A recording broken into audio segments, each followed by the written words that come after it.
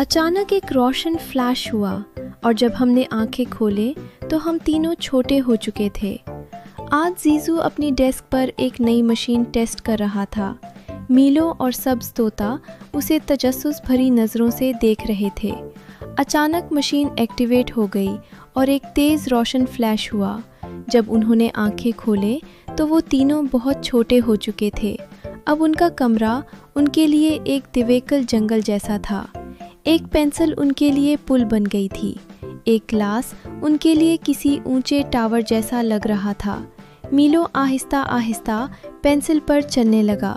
तोता ऊपर से उड़कर उन्हें रास्ता दिखा रहा था। जीजू बड़ी मुश्किल से मशीन तक पहुंचा और दोबारा बटन दबा दिया। एक और रोशन फ्लैश हुआ और सब वापस अपने नॉर्मल साइज में आ गए। जीजू मुस्कुराकर बोला, तजुर्बा करने से पहले 2 बार सोचना चाहिए। अगर आपको ये एडवेंचर पसंद आया हो तो वीडियो को लाइक करना ना भूलें और चैनल को ज़रूर सब्सक्राइब करें। शुक्रिया।